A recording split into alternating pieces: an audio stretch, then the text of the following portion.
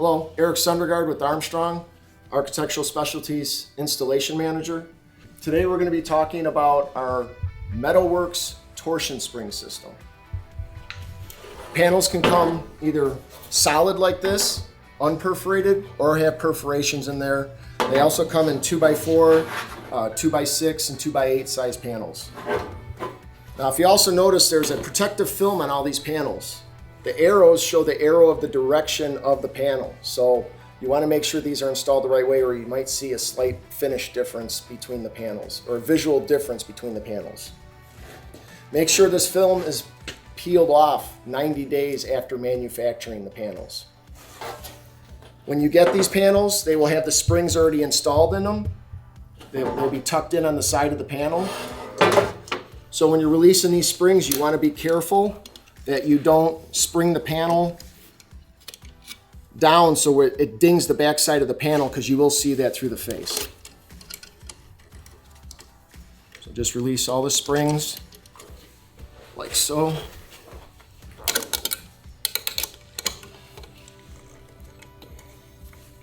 If the springs come off, it's not a big deal. As you can see, they can hook back on the hook there.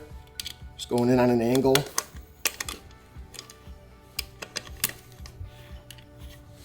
Now your torsion spring panel is ready for install. So this METALWORKS Torsion Spring is a downward accessible aluminum panel. On all your torsion spring panels, the first spring will always be 6 inches in from the end. And on longer panels, 2x4, 2x6, and 2x8, you will have springs on the long sides of the panels only. The suspension system is our Prelude torsion spring grid.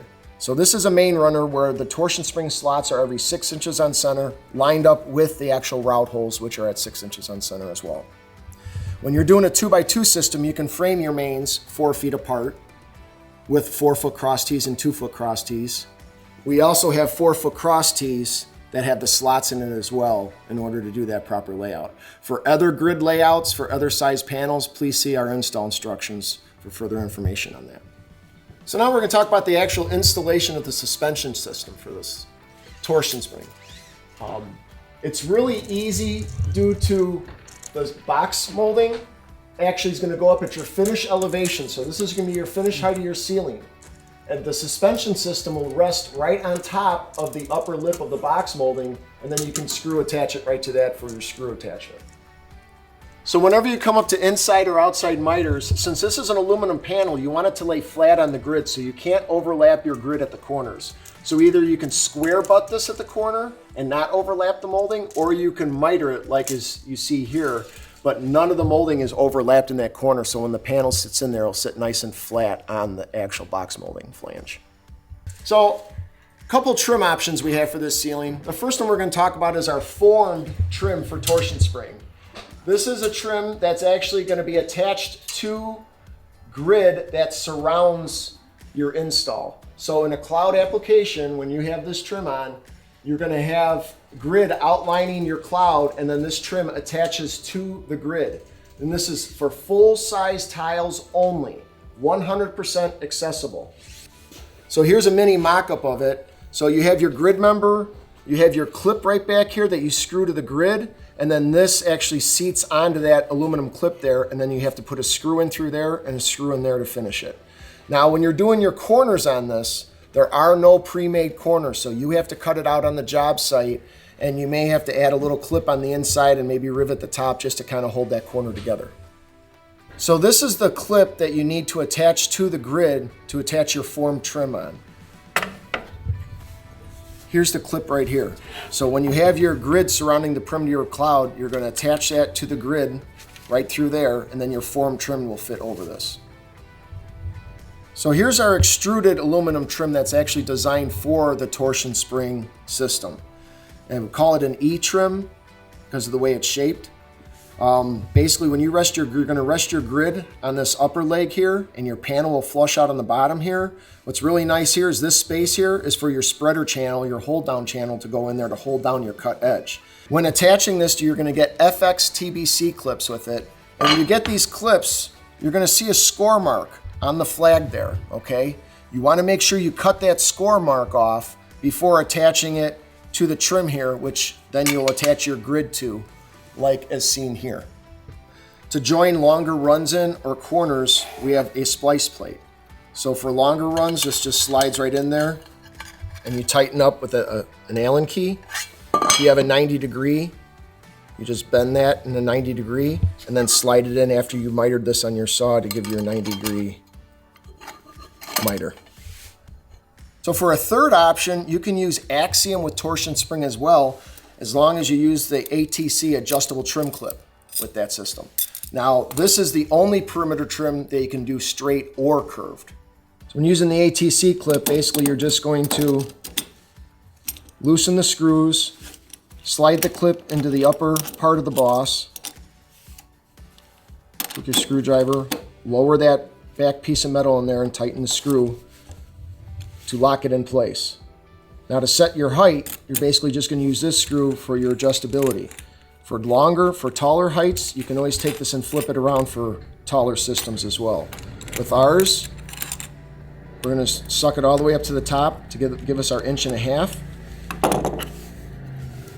And then basically you just attach it to your suspension system. So if you're having problems squaring up your grid, we also offer an alignment tool, which basically this will just slip over and square up your grid to a 90 degree. Basically, the torsion spring is going to come to the center of the grid. Okay, so if you put your tape measure all the way into the box molding and measure approximately to the center of the grid, I have 11 3/4, so I'll cut that panel 11 5/8. So now I'll come down, making sure I have my arrows going the right direction.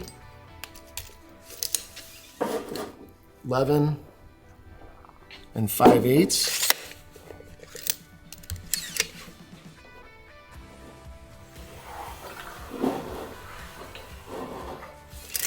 What's really nice about the plastic on it is marking them out for your layout. You don't have to worry about protecting the face of this.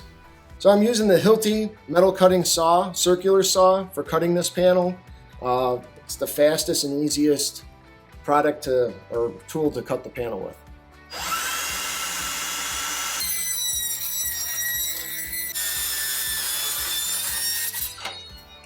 So I'm going to start installing the ceiling panels. Most of the time it's always easy to get this corner one done and out of the way, because a lot of times you may have to move some grid, or to get the panel in there you got to maneuver it onto the molding. So with this one, I'm going to actually engage the spring in the grid, and I'm going to bend the panel. You got movement on the panel, so you can flex it to get it up on top of the box molding. Just like that. One other thing to keep in mind, a lot of times the screws that you use to attach the grid to the box molding may interfere with the panel, so doing a slight cut on the side of the panel will make it so the panel doesn't interfere with the head of that screw. So now this one, you can swing the panel back, flip it on the box molding, and then raise the panel up to the ceiling. With the swing down function on the springs there, it makes it easier to install the panels vertically and then raise them up to the horizontal position for installation.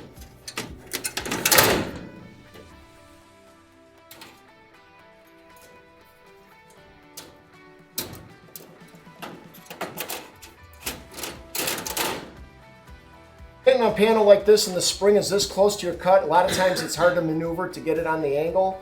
So you can just eliminate that one spring. So now you engage this spring on, and then you're basically lifting this to get it on the perimeter trim first, and then onto the box molding. And it's kind of like a mouse trap. It slaps right up there, so watch your fingers so you don't get your fingers pinched in there. You got to close up this gap here. So that's what we're going to use these spreader channel hold down clips for. These are really nice. They're approximately 11 inches long, so you need one for every lineal feet of box molding you use on your project. Please make sure you remember these for your extruded perimeter trim as well. This is a thin aluminum, easy to bend to get it in there. So you just line it up in there, push. Take your second one, go all the way to the end of the panel, push. That's it.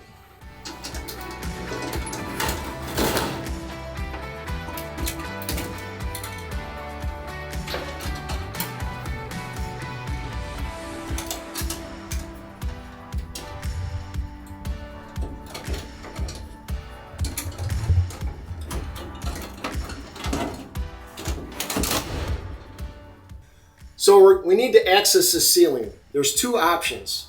You can use a suction cup, which just doesn't work on the perforated. You have to go on the solid panels. And then it will be able to bring down your panel for you to release it, to disengage it.